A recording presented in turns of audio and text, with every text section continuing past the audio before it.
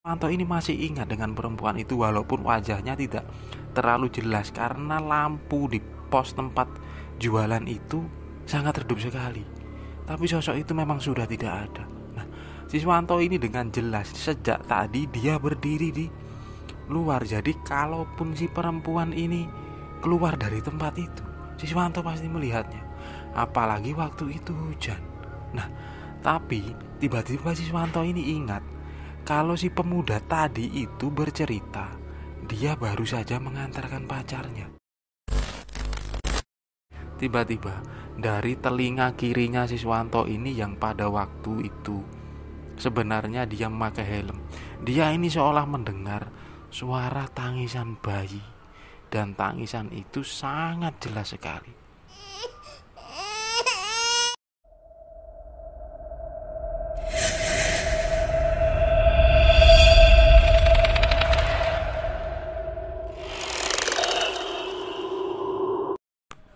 Assalamualaikum warahmatullahi wabarakatuh. Selamat datang kembali di channel Jalan Hidup AR5 bersama saya Aray. Beberapa kisah cerita mistis berdasarkan pengalaman nyata selalu aku ceritakan di video-video ini. Pada bulan Februari tahun 2016, seseorang bernama Siswanto yang kala itu berusia 27 tahun.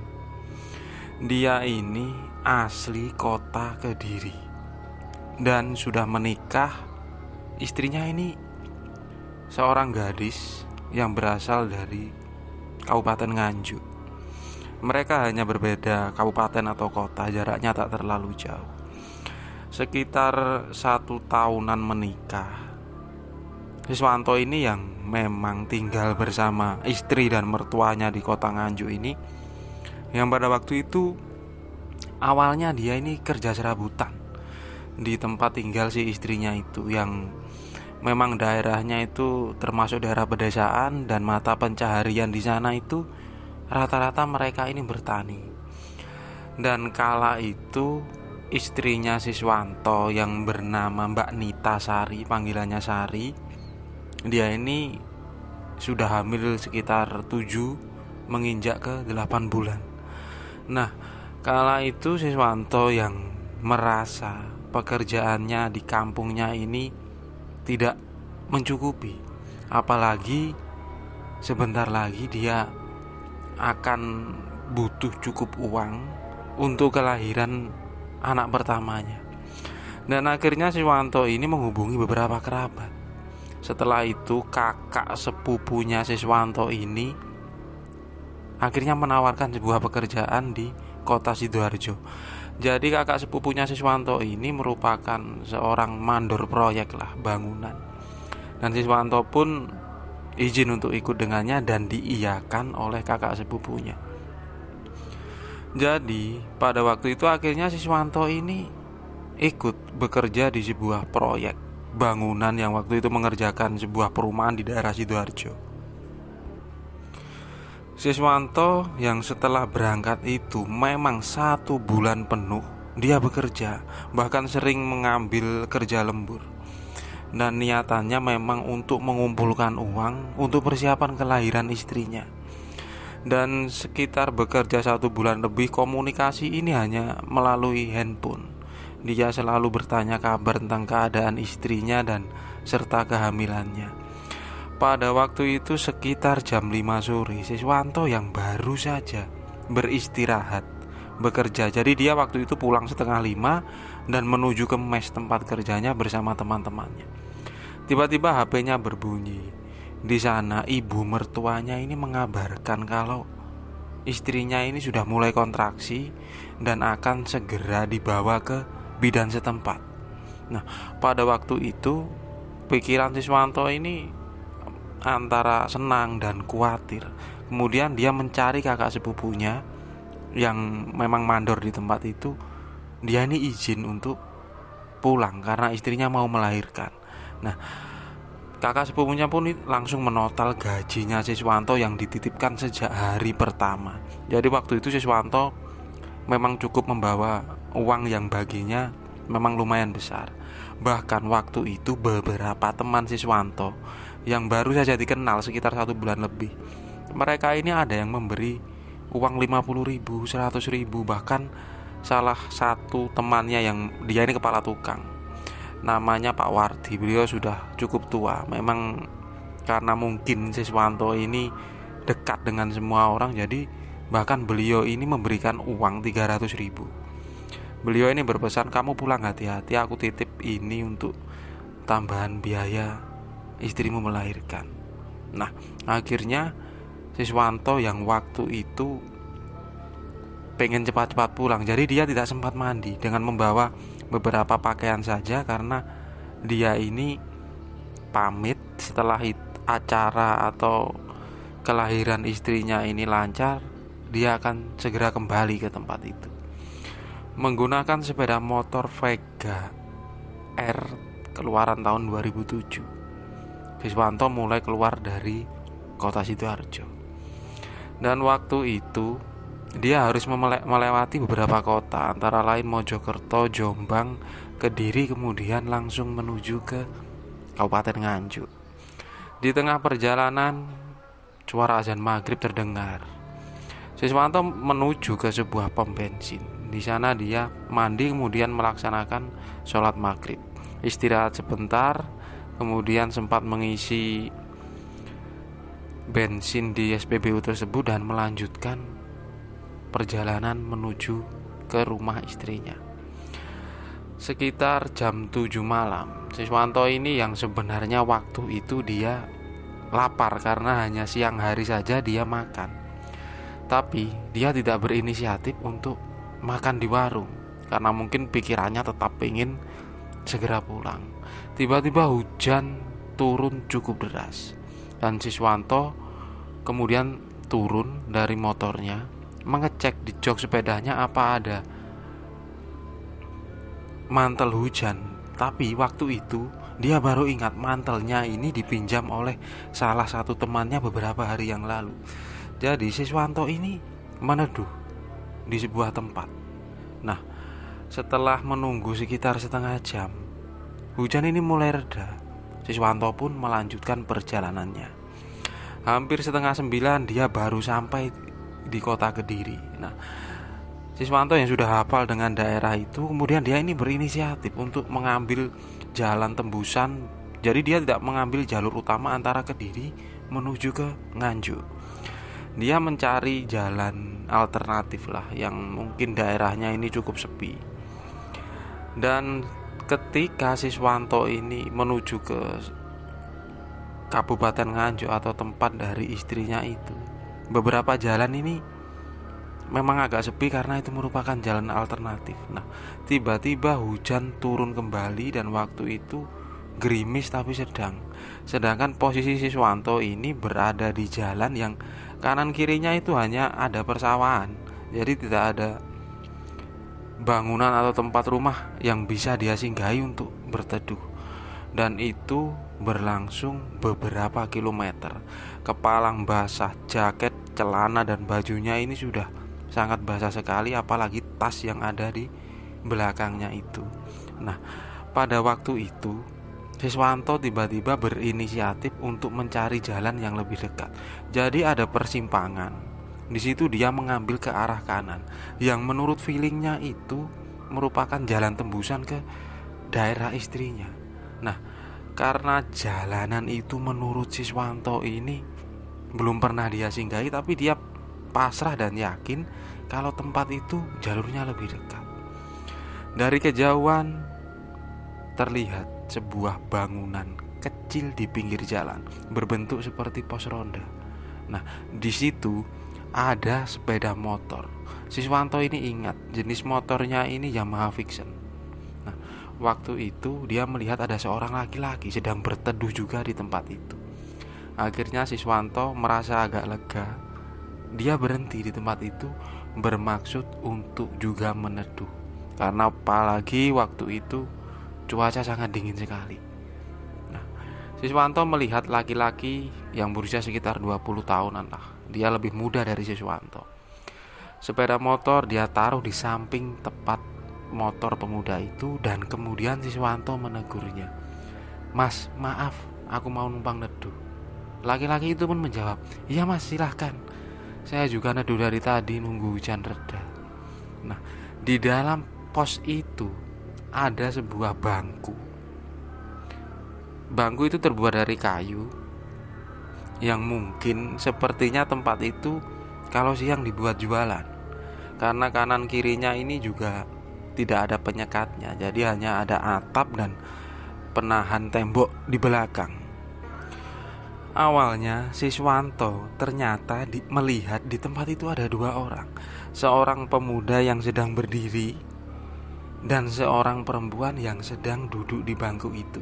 Nah, otomatis Siswanto yang sudah basah, dia membuka jaket serta tasnya dan menaruh di bangku tersebut sambil dia ini bilang, permisi, saya mau naruh jaket sama tas saya di sini. Tapi waktu itu si perempuan yang sedang duduk di tempat itu dia ini hanya diam saja. Tapi lelaki yang sedang berdiri tadi dia menjawab, loh silakan mas, taruh saja di situ. Nah, akhirnya Siswanto berdiri di samping pemuda itu. Nah, karena cuaca sangat dingin, Siswanto ini meraba-raba saku celananya bermaksud untuk mengambil rokok. Dan ternyata ketika rokok dan koreknya ini dikeluarkan, semuanya dalam kondisi basah. Siswanto ini sempat menggerutu kemudian membuang rokok itu. Ada senyum kecil dari pemuda yang sedang berdiri tadi. Kemudian dia menyodorkan sebungkus rokok dan korek. Mas, silahkan ini dirokok. Rokoknya mas kan sudah basah, rokok saja. Nah, Siswanto pun menerimanya kemudian sambil mengucapkan terima kasih. Ada obrolan sedikit antara Siswanto dan pemuda itu. Waktu itu Siswanto bertanya, masnya mau kemana? Dan pemuda itu menjawab, ini tadi baru saja nganter pacar kerja mas, mau pulang ke rumah. Rumah saya ini gak terlalu jauh dari tempat ini, tapi gara-gara hujan jadi terpaksa meneduh dulu. Dan kemudian si pemuda ini bertanya kepada Siswanto tentang asalnya dan mau kemana. Siswanto dan sempat menjelaskan asalnya dan tujuannya. Kemudian si pemuda itu bilang, kalau nanti masnya ini lurus saja, setelah nanti ketemu simpang, masnya ini belok ke kanan. Di sana ada jalur besar yang itu menuju ke tempat tujuannya masnya ini. Setelah mengatakan itu, pemuda ini tiba-tiba HP yang ada di sakunya berdering, kemudian dia mengangkatnya. Entah apa yang ada di obrolan di HP tersebut. Setelah itu pemuda ini langsung mematikannya dan bilang ke Siswanto, mas maaf saya lanjut dulu karena sudah ditelepon orang rumah. Siswanto pun hanya mengangguk sambil mengucapkan terima kasih. Dan setelah itu pemuda ini langsung menyalakan motornya dan dia ini langsung melaju kencang meninggalkan tempat itu. Nah, Siswanto ini baru ingat kalau di belakangnya tadi itu ada seorang perempuan. Nah, akhirnya Siswanto ini keluar dari pos ronda itu bermaksud memanggil pemuda tadi. Karena si pemuda ini mungkin saking terburu-burunya dia meninggalkan temannya yang ada di dalam tersebut. Dan ketika Siswanto ini meneriaki pemuda tersebut, dan pemuda itu pasti sudah tidak mendengarnya karena dia ini cukup laju menjalankan motornya. Siswanto ini menoleh ke arah belakang dan di sana si perempuan yang sedari tadi duduk di bangku itu, dia menggunakan rok di bawah dengkul dengan jaket hitam. Dan Siswanto ini masih ingat dengan perempuan itu walaupun wajahnya tidak terlalu jelas karena lampu di pos tempat jualan itu sangat redup sekali. Tapi sosok itu memang sudah tidak ada. Nah, Siswanto ini dengan jelas sejak tadi dia berdiri di luar. Jadi kalaupun si perempuan ini keluar dari tempat itu, Siswanto pasti melihatnya. Apalagi waktu itu hujan. Nah, tapi tiba-tiba Siswanto ini ingat kalau si pemuda tadi itu bercerita dia baru saja mengantarkan pacarnya. Dan terus dia berpikir siapa perempuan di sini. Nah, Siswanto ini mulai agak merinding. Kemudian dia keluar lagi bermaksud untuk melihat curah hujannya ini sudah berkurang atau tidak. Karena gerimisnya ini sudah mulai berkurang, Siswanto kemudian bergegas mengambil tas dan jaketnya yang sudah memang basah. Waktu itu dia bermaksud melanjutkan perjalanan pulang. Nah, baru saja dia menyalakan motornya, sekitar berjalan 50 atau 60 meter lah. Tiba-tiba Siswanto ini melihat sosok perempuan tadi tepat berada di pinggir jalan. Dia ini berdiri menghadap ke utara. Yang di utara tempat itu merupakan seperti kebun kosong, tapi di pinggir-pinggirnya ini terdapat beberapa pohon. Dan memang di sekitaran situ tidak ada rumah sama sekali. Siswanto hanya melirik sosok perempuan tadi, dan kemudian dia mengelakson 3 kali. Setelah berjalan sekitar 5-7 meter, Siswanto kemudian yang penasaran, dia menoleh ke belakang dan sosok itu sudah menghilang. Nah, akhirnya Siswanto ini yang merasa agak ketakutan, tapi di sisi lain pikirannya ini sudah jauh memikirkan keadaan istrinya yang sedang dalam proses melahirkan. Dia sudah tidak menghiraukan perasaan itu. Tapi baru saja berjalan lagi sebelum simpang menuju ke arah kanan tempat tinggal Siswanto, arah tempat menuju ke rumah istrinya yang mungkin masih sangat jauh.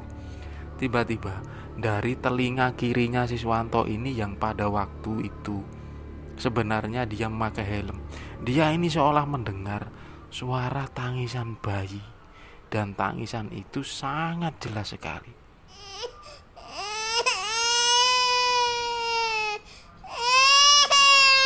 Siswanto pun sempat berhenti. Dia membuka helmnya, kemudian dia ini menoleh ke kanan dan ke kiri, dan dia tidak melihat siapapun. Dan memang di tempat itu hanya ganggangan, sebuah tempat yang tidak ada penduduk atau tidak ada rumah di kanan kirinya, hanya ada persawahan dan beberapa perkebunan. Tapi jalanan itu cukup lurus sekali. Akhirnya Siswanto yang pikirannya campur aduk waktu itu, dia mengeluarkan HP-nya dan kemudian menghubungi ibu mertuanya. Dan cukup lama akhirnya teleponnya Siswanto ini diangkat. Ibunya pun bilang, "Kamu di mana, Le? Ini sudah di perjalanan, Bu. Saya mau pulang. Mungkin sekitar setengah jam lagi sampai. Gimana kabar istriku, Bu?" Kemudian ibunya ini bilang kalau istrinya baru saja melahirkan dan dalam keadaan selamat. Nah, waktu itu Siswanto ini langsung bilang ke ibunya, "Ya sudah, Bu, saya pulang sekarang dan tolong jagain istriku." Nah, Siswanto pun kemudian melanjutkan perjalanan. Dan pada waktu itu sesampainya di rumah, yang di sana ada adik iparnya, kemudian bilang kepada Siswanto kalau posisi dari istrinya ini melahirkan di sebuah tempat praktek bidan yang ada di kampung seberang.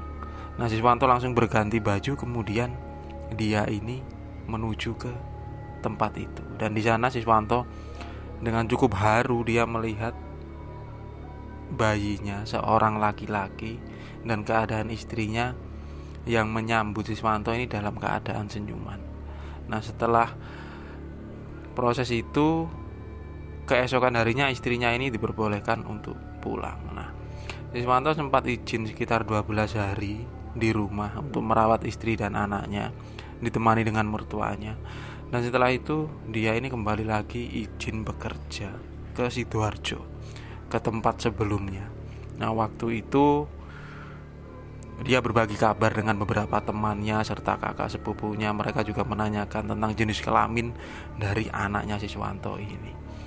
Tapi juga masih tersirat pikiran tentang sosok yang pernah dilihat Siswanto itu, dan tentang suara bayi tepat pada jam atau menit kelahiran dari anak pertamanya itu. Nah, pada waktu itu Siswanto yang bekerja sebelumnya ini 1 bulan lebih dia baru izin pulang. Tapi sekitar 2 minggu dia ini izin pulang. Sempat ditanya oleh kakak sepupunya, "Kenapa kok tumben buru-buru?" Dia bilang kangen dengan anaknya. Dan akhirnya dia minta izin selama 3 hari pulang lagi. Nah, Siswanto waktu itu pulang memang sekitar jam 3 sore karena pengerjaan pada satu proyek itu selesai di awal. Nah, Siswanto ini sengaja lewat di jalan yang sama yang pernah dia lewati di malam itu, karena ada sedikit perasaan penasaran dengan siapa sosok wanita yang pernah dia lihat di tempat itu. Sambil sedikit mengingat-ingat karena jalur itu baru pertama kali oleh Siswanto ini dilalui. Tapi karena ingatannya ini cukup tajam, jadi Siswanto bertemu dengan tempat itu. Dari kejauhan sudah terlihat sebuah pos kecil tepat di pinggir jalan. Nah, ternyata di situ ada seorang laki-laki, dan di sana kalau siang memang tempat jualan. Dan lelaki itu, beliau ini berjualan bensin eceran. Siswanto sengaja berhenti sambil iseng membeli 1 liter bensin. Dan bapak itu kemudian menjual atau menuangkan bensin melalui botol menuju ke tempat tangki sepeda motornya Siswanto. Dan Siswanto kemudian bilang kepada bapak itu, "Pak, saya numpang istirahat bentar ya, saya capek dari Sidoarjo." "Oh iya mas, silakan." Siswanto pun duduk di bangku yang sama pada malam itu dengan seorang lelaki berbeda. Dan lelaki itu juga dengan seorang anak kecil, mungkin berusia sekitar 7-8 tahunan. Siswanto bertanya, "Itu siapa Pak?" "Oh, itu cucuku mas. Jadi kalau siang pulang sekolah dia kesini nungguin saya. Saya ini jualan bensin di sini. Kalau rumah bapak ini ada di dalam sana. Jadi di Gang Gapura itu masuk ke dalam ada kampung.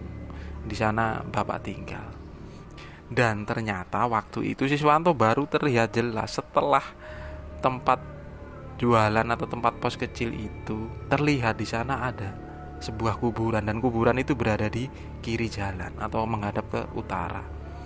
Siswanto pun bercerita, dia memberanikan awal-awalnya kalau sekitar nggak sampai 1 bulan lalu lah dia lewat di tempat ini, kondisi hujan, dia sempat meneduh di tempat itu dan dia bertemu seorang laki-laki dan seorang perempuan. Tapi yang aneh karena dia menoleh, perempuan itu sudah tidak ada, dan Siswanto melihat dia itu sekitar 100 meter dari tempat itu dia berdiri di sana. Nah, bapak itu kemudian sempat diam sambil memandangi Siswanto. Tapi tiba-tiba bapak itu bertanya kepada Siswanto, "Mas, sampean punya uang kecil?" Siswanto pun bertanya, "Berapa Pak?" "Terserah, yang penting uang kecil yang bisa diikhlaskan." Nah, Siswanto kemudian memberi uang 5.000 dan ada 2.000-an itu dua, jadi totalnya 9.000. Tapi bapak itu kemudian bilang, "Kalau ada uang receh aja mas." Siswanto yang mencari di tasnya ini tidak ada. Kemudian dia bilang, "Nggak ada Pak, ini pakai saja." Kemudian bapak itu pun menerima uang 9.000 dan mengembalikan yang 5.000 itu. Jadi beliau mengambil 2.000-an 2 lembar. Setelah itu bapak itu mengambil uang receh, uang koin 500-an dan 1.000-an. Setelah itu beliau berjalan. Beliau terlihat berjalan menuju ke arah timur. Setelah itu ternyata bapak itu seperti membuang uang itu tepat di pinggir jalan, dan beliau tak lama kemudian kembali. Di situ kemudian Siswanto ini bertanya, "Loh, uangnya kok dibuang Pak?" "Enggak apa-apa mas, buang sial." Nah, maksudnya bapak, masnya kan pernah melihat si perempuan itu, jadi takut kalau ada apa-apa. Harusnya waktu itu mas harus buang uang seikhlasnya aja di tempat itu, supaya istilahnya kalau kepercayaan kita ini buang sial. Nah, kemudian Siswanto ini mulai bertanya tentang siapa sosok itu. Jadi bapak-bapak itu kemudian bercerita entah kenapa dan bagaimana di sepanjang jalan ini yang memang sangat lurus sekali dan bukan jalanan rusak, di itu sering terjadi kecelakaan. Pernah suatu ketika bapak itu sedang tertidur di siang hari karena menunggu pelanggan yang mau membeli bensinnya. Dia ini tiba-tiba mendengar suara brak, dan suara itu sangat keras. Seorang anak yang mungkin baru saja pulang sekolah, dia mengalami kecelakaan di tempat itu. Tapi kondisi anak ini tidak terlalu parah. Dan waktu itu ketika dia ditolong oleh warga termasuk bapak-bapak itu, dia bilang kalau tadi ada seorang perempuan yang menyeberang Tapi kenapa di tengah jalan sosok perempuan itu tiba-tiba berhenti? Jadi otomatis anak itu membanting setirnya ke arah sisi kiri dari arah yang berlawanan. Jadi dia otomatis menabrak sebuah pohon yang berada di pinggir jalan. Karena anak itu merasa jengkel, dia langsung bangun dan mencari siapa sosok perempuan tadi. Dan waktu itu di sana tidak ada siapapun, hanya ada seorang bapak-bapak petani yang sawahnya berada di seberang jalan. Dan memang di tempat itu sering kejadian kecelakaan. Dan mereka itu selalu bercerita kalau mereka ada melihat seorang perempuan sedang menyeberang. Dan kadang dia ini tiba-tiba berhenti di tempat itu. Akhirnya Siswanto pun mengerti, mungkin waktu itu dia melihat sosok ini, tapi beruntungnya dia tidak mengalami apapun. Jadi bapak itu mengingatkan kalau seandainya mengalami hal-hal yang aneh, melihat penampakan atau apes yang secara tidak sengaja, beliau berpesan, coba buang uang seikhlasnya mas, anggap aja buang sial. Nah kemudian Siswanto pun pamit dengan bapak itu dan mengucapkan terima kasih. Dia pun sempat memberikan uang 20.000 kepada si anak kecil usianya si kakek itu, walaupun kakek yang sedang berjualan bensin eceran itu menolak. Tapi Siswanto ini bilang dengan nada bercanda, ini bukan buang sial pak, alhamdulillah saya tadi baru gajian dan sekarang saya mau pulang. Anggap saja ini kita menyambung silaturahmi, kalau saya lewat sini lagi insya Allah saya akan mampir ke tempat ini. Dan bapak itu kemudian sempat memegang pundak Siswanto dan memberikan doa lah, walaupun doa itu dengan bahasa Jawa yang sangat halus sekali. Siswanto pun mengamininya dan menganggap setiap orang tua yang ditemui dengan akhlak yang baik itu merupakan orang tuanya. Dan akhirnya Siswanto pun sampai di rumah. Di sana dia melepas rindu dengan istri dan anaknya yang berumur belum 1 bulan. Itu adalah sebuah cerita nyata yang diceritakan oleh Mas Siswanto kepadaku beberapa hari yang lalu. Terima kasih buat teman-teman yang mendengarkan video ini. Semoga semuanya bisa menjadi sebuah pembelajaran. Hal gaib, mistis, misteri itu selalu ada dimanapun kita berada. Kita mungkin satu tempat, hanya berbeda dimensi. Sehat selalu buat semuanya, dan wassalamualaikum warahmatullahi wabarakatuh.